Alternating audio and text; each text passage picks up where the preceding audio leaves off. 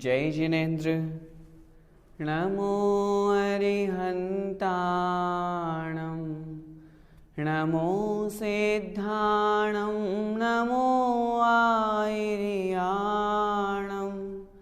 नमो उवज्जायाणं नमो लोये सव्यसाहूणम्।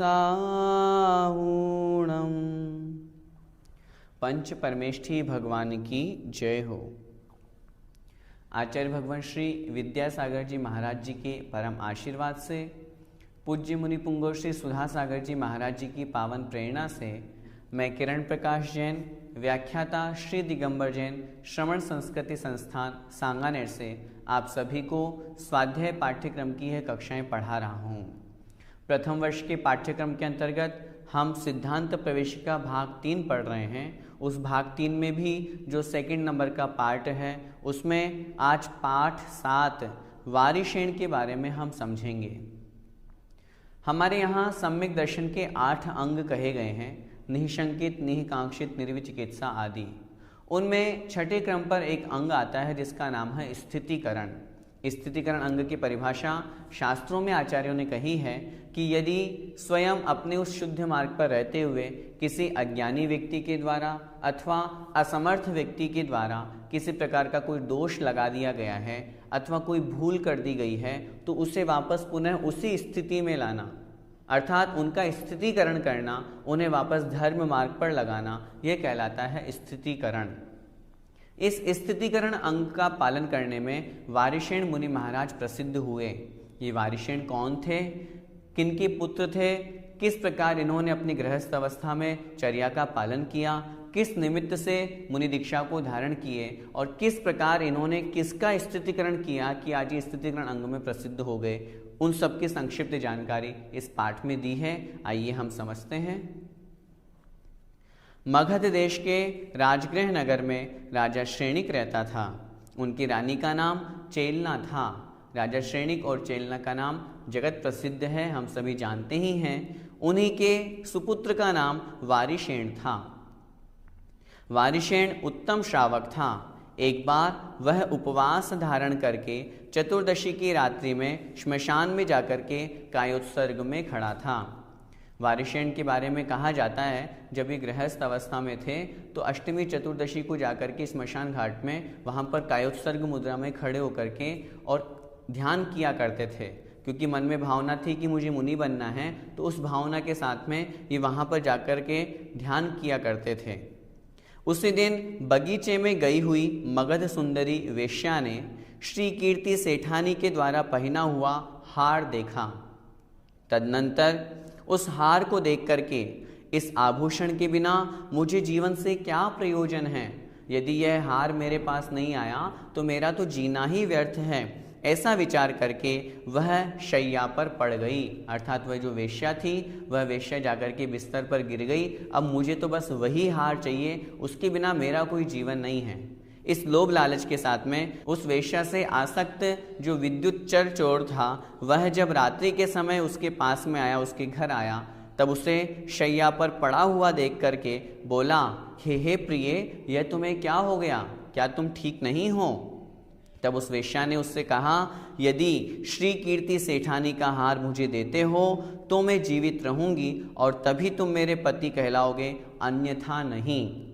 चूंकि वह वेश्या उस हार को देख करके आसक्त हो गई थी और उसने उस विद्युत चर चोर से कहा कि जब तक वो हार नहीं आएगा तो मैं कुछ भी नहीं खाऊंगी पीऊंगी, मैं मरण को प्राप्त हो जाऊंगी। और सामने एक संकल्प और ले लिया, तभी तुम मेरे पति कहलाओगे, अन्यथा नहीं। वेश्या के यह वचन सुन करके तथा उसे आश्वासन दे करके विद्युत चर चोर आधी रात के समय श्री कीर्ति सेठानी के घर गया।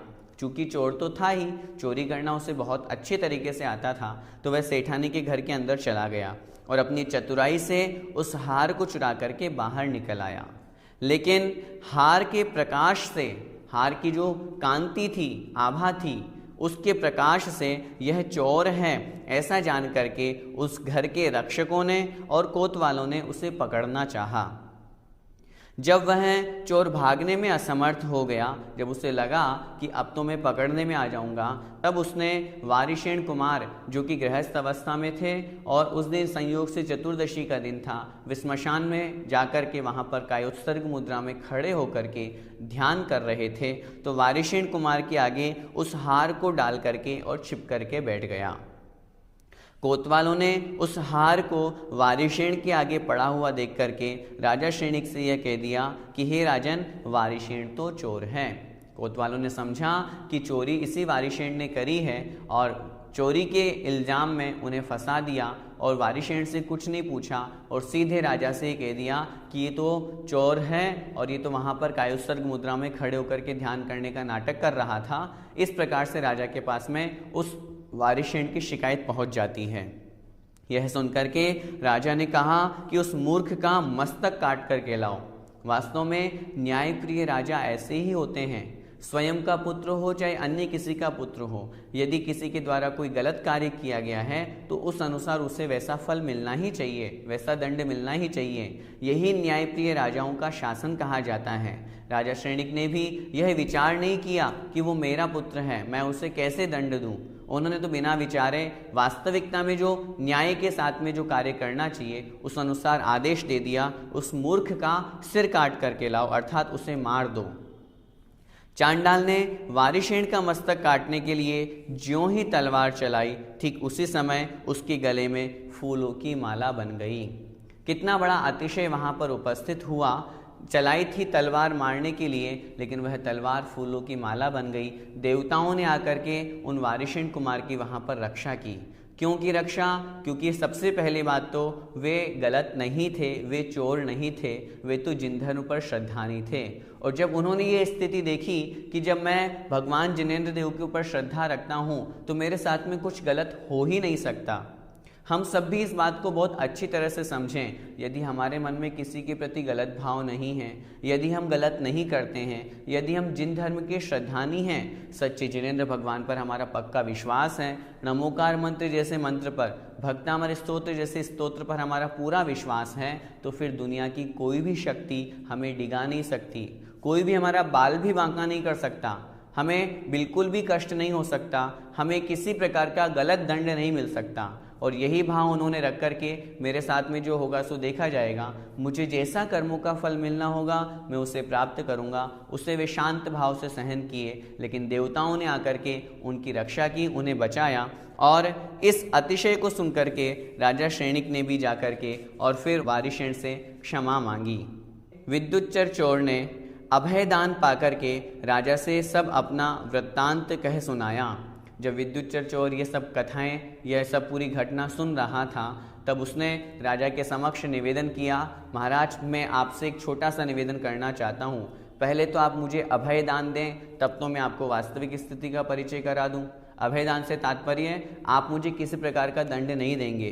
तब उसने अपनी पूरी बात सत्यता के रूप में वहाँ पर प्रस्तुत कर दी कि वह चोर मैं ही हूँ, मैं ही उन सेठानी का हार चुरा करके भाग रहा था, लेकिन पकड़े जाने के डर से मैंने वारिशेन के आगे यह हार पटक करके फेंक करके मैं आगे चला गया। इस प्रकार की जब वो पूरा वृत्तांत कहा, तब वह वारिशेन को घर ले जाने के लिए उद्यत हुआ। राजा ने कहा, मैं क्षमा चाहता हूँ पुत्र, चलो अब तुम घर चलो। परंतु वारिशेन ने कहा कि अब तो मैं पानी पात्र में ही भोजन करूंगा। पानी पात्र का मतलब होता है हाथ में ही, पानी का मतलब हाथ, पात्र मतलब पात्र, हाथ को ही पात्र बना करके अर्थात दिगंबर मुनि दीक्षा को धारण करूंगा। और उसके पश्चात वह अपने गुरु सुरसेन गुरु महाराज के पास में जाकर के मुनि बन जाता है। और अब वो हो गए वारिशेन कुमार से मुनि वारिशेन महाराज। मुनि महाराज वारिशेन महाराज मुनि बनकर के आगम के अनुसार बहुत कठोर तपश्चर्या करते हुए अपने व्रतों का पालन करते चले। एक समय वे मुनि महाराज राजगृह के समीपवर्ती पलाशकूट ग्राम में, गांव का नाम था पलाशकूट, वहां पर चर्या करने के लिए प्रविष्ट हुए। चर्या से यहाँ तात्पर्य है आहार चर्या, आहार के निमित्त से उस गांव में उन्होंने प्रवेश किया, क्योंकि पहले के समय में मुनि महाराज जंगलों में ही निवास करते थे, मात्र आहार चर्या आदि करने के लिए ही वे शहरों में अथवा गाँवों में आते थे। वहाँ पर राजा श्रेणी के अग्निभूति मंत्री के पुत्र पुष्पडाल ने उनका पड़गाहन किया। उन पुष्पडाल के यहाँ पर चर्या कराने के बाद में जब वह अपनी सौमिल्ला नामक स्त्री से पूछकर, जो कि स्वामी का पुत्र है, क्योंकि राजा का पुत्र था वारिशेन और उन्हीं के यहाँ जो मंत्री था उन्हीं मंत्री का पुत्र था यह पुष्पडाल, तो बचपन के मित्र पहले से थे ही सही, तो स्वामी का पुत्र भी है और बाल्यकाल का मित्र भी है। ऐसा होने के कारण से उन्होंने अपनी पत्नी से स्वीकृति ली कि मैं इनको कुछ दूर तक छोड़ करके आ जाता हूँ। तो कुछ दूर तक भेजने की अनुमति लेने के पश्चात उन्हें कुछ दूर तक छोड़ने के लिए मुनि वारिशेन के साथ में वह पुष्पडाल भी चला गया। इसके पश्चात अपने लौटने के अभिप्राय से वह क्षीर वृक्ष आदि को दिखाता बार बार, क्योंकि जंगल में जा रहे हैं और वापस लौट करके आना है, तो इस तरह की पहचान वो करता हुआ जा रहा है ताकि लौट करके मैं वापस अपने घर को आ सकूं। बार बार मुनि को वंदना करता था, बार बार मुनि महाराज को, वारिशेन महाराज को नमोस्तु कर रहा था इस भाव के साथ में कि ये मुझे आशीर्वाद दे दे तो मैं अपने घर लौट जाऊं। परंतु मुनि जब हाथ पकड़ करके उसे साथ में ले गए और धर्म का विशिष्ट उपदेश सुना करके तथा वैराग्य को उपजा करके उन्होंने उसे तप ग्रहण करा दिया, अर्थात उसे भी मुनि दीक्षा धारण करने के लिए प्रेरित कर दिया और वह पुष्पडाल भी अब मुनि पुष्पडाल हो गए। तप धारण करने पर भी वह सौमिल्ला स्त्री को नहीं भूला था। जो सबसे बड़ी समस्या रही, वैराग्य को तो प्राप्त करा दिया, उस क्षणिक वैराग्य में वह जो उनकी स्त्री थी, सौमिल्ला नाम की जो पत्नी थी, जिससे वह बहुत अधिक प्रेम करता था, वह उसको भूल नहीं पाया और मुनि अवस्था को धारण करने के बाद में भी बार बार उसकी याद उन्हें सताती रहती थी। पुष्पडाल और वारिशेन दोनों ही मुनि 12 वर्ष तक तीर्थ यात्रा करके भगवान महावीर स्वामी के समो शरण में पहुँचे। वहाँ वर्धमान स्वामी और पृथ्वी से संबंध रखने वाला एक गीत देवों के द्वारा गाया जा रहा था। उसे पुष्पडाल ने सुना। जो गीत था उसका भाव यह था कि जब पति प्रवास को जाता है तब स्त्री खिन्न चित्त होकर के, अर्थात दुखी होकर के मेली कुचेली रहती है, अर्थात वह अच्छे से नहीं रहती है क्योंकि पति उसका घर पे नहीं है। परंतु जब वह घर छोड़ करके ही चल देता है तब फिर वह कैसे जीवित रह सकती है, इस प्रकार का भाव उस गीत में झलक रहा था। और यह गीत वह पुष्पडाल मुनि महाराज वहाँ पर बैठे बैठे सुन रहे थे। पुष्पडाल ने जब यह गीत अपने ऊपर तथा सौमिल्ला के संबंध में लगा लिया, क्योंकि गीत तो सामान्य रूप से संसार में सर्व प्रसिद्धि के लिए गाया जा रहा था कि संसार में ऐसा देखा जाता है, लेकिन पुष्पडाल को 12 वर्ष बीतने के बाद में भी अपनी स्त्री का मोह नहीं छूटा और उन्होंने उस गीत का भाव अपने ऊपर लगा लिया कि सोचो, मैंने तो अपनी पत्नी को, मेरी अपनी स्त्री को कहकर भी नहीं आया, वो कैसी होगी, कैसे जीवित रहती होगी। इस भाव के साथ में उस गीत का भाव उन्होंने अपने ऊपर लगा लिया। इसलिए वह उत्कंठित होकर के चलने लगा कि नहीं, मुझे तो नहीं रहना मुनि पद पर, मैं तो छोड़ रहा हूँ दीक्षा और मैं तो अपनी पत्नी के पास जा रहा हूँ। वारिशेन मुनि यह जानकर के उसका स्थितिकरण करने के लिए उसे अपने नगर में ले गए। नगर में ले जा करके चेलना ने जब उन दोनों मुनियों को देखा तब उन्होंने विचार किया कि वारिशेन क्या चरित्र से विचलित होकर के आ रहा है। रानी चेलना ने जब देखा, अरे ये मेरा बेटा है गृहस्थ अवस्था का, ये तो मुनि बन गया, अब वापस राजमहल में क्यों आ रहा है, हमारे नगर में क्यों आ रहा है, क्यों ये हमारे पास में आ रहे हैं, कहीं ये चारित्र से विचलित तो नहीं हो गए, इनका मन परिवर्तित तो नहीं हो गया। परीक्षा करने के लिए उस रानी चेलना ने 2 आसन लगाए, एक सराग, दूसरा वीतराग। सराग आसन में बढ़िया सोने का सिंहासन लगाया, वीतराग आसन में मात्र लकड़ी का पाटा, काष्ठ का आसन वहां पर लगा दिया। देखा परीक्षा लेने के लिए कि किसमें सरागता है, किसमें वीतरागता है। कहीं मेरे पुत्र में यदि सरागता अर्थात यदि ये चारित्र से भ्रष्ट हो गया होगा तो निश्चित रूप से सोने चांदी के सिंहासन को ग्रहण करेगा, और यदि वीतरागी ही है तो इसे इस चीज़ से लेना देना नहीं है, वो तो काष्ठ के पाटे पर आकर के बैठ जाएगा। वारिशेन ने वीतराग आसन पर बैठ कर के कहा कि हमारा अंतःपुर बुलाया जाए। अंतःपुर से तात्पर्य जितनी अंतःपुर में महल में जो उनकी स्त्रियां थी, गृहस्थ अवस्था में जो पत्नियां थी, रानियां थी, उन सबको हमारे समक्ष लाया जाए। महारानी चेलना ने आभूषणों से सजी हुई उनकी 32 स्त्रियां बुलाकर खड़ी कर दी। जो गृहस्थ अवस्था में उनकी 32 रानियां थी, जो बड़ी सुंदर थी, मनमोहक थी और साथ में आभूषणों से लदी हुई थी, तो निश्चित रूप से आकर्षक लगती ही लगती। तदनंतर वारिशेन ने पुष्पडाल से कहा कि ये स्त्रियां और मेरा युवराज पद तुम ग्रहण करो।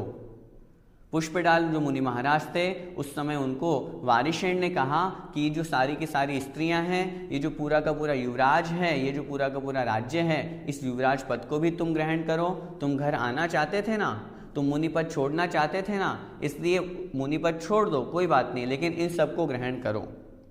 यह सुनकर के पुष्पडाल अत्यंत लज्जित हुआ तथा उत्कृष्ट वैरागी को प्राप्त हुआ और परमार्थ से तप करने लगा। जब पुष्पडाल को अपनी गलती का एहसास हुआ, उसने विचार किया कि कहाँ मैं अपनी एकमात्र पत्नी सौमिल्ला में इतना राग भाव कर रहा हूँ। देखो वारिशेन को 32 रानियां हैं, युवराज पद है, इतना सारा का सारा भोग सामग्री है, पूरा का पूरा राज्य है, तो भी इनके मन में किंचित मात्र भी इनके प्रति राग नहीं है, इनके प्रति मोह नहीं है। और मैं एक पागल हूँ जो मेरे घर में कुछ भी नहीं है, एकमात्र स्त्री है, और उस स्त्री के पीछे मैं इतने महान पद को छोड़ करके और मोह के कारण से गृहस्थी में जा रहा हूँ। तो इस भाव के साथ में वारिशेन मुनि महाराज ने उन पुष्पडाल मुनि महाराज का स्थितिकरण किया, उन्हें वापस उसी स्थिति में लाए जिस स्थिति में वो पूर्व में थे। कौन सी स्थिति में? मुनि अवस्था में। मुनि पद को उन्होंने धारण किया था, 28 मूल गुणों का पालन किया था। उसी भाव के साथ में उन्होंने, चूंकि उनके भाव विचलित हो रहे थे, तो पुष्पडाल मुनि महाराज के उन भावों को पुनः स्थापित करने के लिए, पुनः स्थिति में करने के लिए वारिशेन मुनि महाराज ने यह कार्य किया, और इसी कारण से वारिशेन मुनि महाराज स्थितिकरण अंग में प्रसिद्ध हुए। हमें इस कहानी से क्या शिक्षा लेनी है? इस पाठ से हमें यह सीखना है कि जिस प्रकार वारिशेन मुनि महाराज ने जो धर्म में लगे हुए हैं, उनके द्वारा यदि सामर्थ्यहीन होने पर अथवा अज्ञानता से यदि कोई दोष लगा दिया गया है, तो उस दोष को छिपा करके, उन्हें एकांत में समझा करके उनका पुनः स्थितिकरण करें। सम्यक दर्शन के 8 अंगों का पालन करना अनिवार्य है। यदि एक भी अंग का पालन नहीं होता है तो वह सम्यक दृष्टि नहीं कहलाता है। इसलिए हमारे समाज में यदि किसी साधर्मी के द्वारा, किन्हीं मुनि आरिका के द्वारा कोई दोष लगाया जाता है जिससे धर्म की हानि होती है, धर्म की निंदा होती है, धर्म की अप्रभावना होती है, तो हम सभी का कर्तव्य है कि हम उनका स्थितिकरण करें, जिससे युगों युगों तक हमारे जैन धर्म की ध्वजा फहराए और पंचम काल के अंत तक तो हमें धर्म पहुंचाना ही पहुंचाना है। तो उस भाव के साथ में हमारे धर्म की हानि नहीं हो, हमारा धर्म और अधिक फैले। बहुत बार ऐसी स्थिति होती है कि बहुत से विधर्मियों के द्वारा, बहुत से कुधर्मियों के द्वारा इस मुनिवेश को धारण करके गलत प्रयास किए जाते हैं, शिथिलाचार रूप कार्य किए जाते हैं, अनाचार रूप कार्य किए जाते हैं। हमें उनसे बचने की आवश्यकता है, सच्चे गुरुओं की राह पकड़ने की आवश्यकता है, और सबसे महत्वपूर्ण बात, पहले अपने अंदर सम्यक दर्शन ग्रहण करने की आवश्यकता है। लक्ष्य तो हमें भी यही बनाना है कि हम सब भी मुनि वारिशेन के समान तपश्चर्या करके अपनी आत्मा का कल्याण करें। जब तक वह पद नहीं ग्रहण कर पा रहे हैं, तब तक गृहस्थ में रहते हुए व्रत नियम संयमों का पालन करते हुए अपनी इस मनुष्य पर्याय को सार्थक करें। घर परिवार में हम रहते हैं, लेकिन इतना अधिक मोह नहीं रखें कि व्रतों का पालन कर लें, मुनि बन जाएं तो भी हमारा मोह नहीं छूटे, जैसे पुष्पडाल मुनि महाराज का नहीं छूटा था। 12 वर्ष तक मुनि बने रहे, और ये बात और अच्छी तरह से आप समझ लीजिए, मुनि बन जाने से ही मोक्ष मिल जाएगा ऐसा नहीं है, मात्र नग्न होने से ही मोक्ष मिल जाएगा ऐसा नहीं है।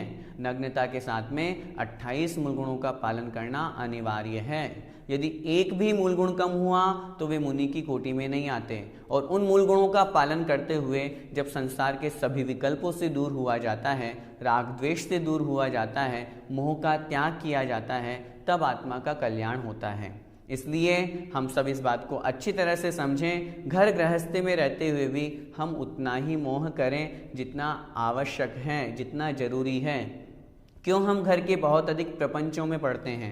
घर परिवार में स्त्री है, पुत्र है, सबको अपनी अपनी जिम्मेदारी बांटें। आचार्यों ने शास्त्रों में कितनी अच्छी बात कही है, ये सब परिवार आदि, ये सब पुत्र मित्र आदि मेरे नहीं हैं। इस भाव के साथ में हमें घर में रहना चाहिए। आचार्य श्री ने तो एक दिन अपने प्रवचन में कहा था, अपने पुत्रों को, अपनी पत्नी को इस तरह से पालन पोषण करना चाहिए, घर में इस तरह से रहना चाहिए जैसे हम पड़ोसी के पुत्रों का पालन कर रहे हैं, जैसे हम पड़ोसी के घर में रह रहे हैं, जैसे उनके पुत्रों का पालन करने में हमें बहुत अधिक राग द्वेष नहीं होता, पड़ोसी के घर में रहने में हमें उस घर से राग द्वेष नहीं होता।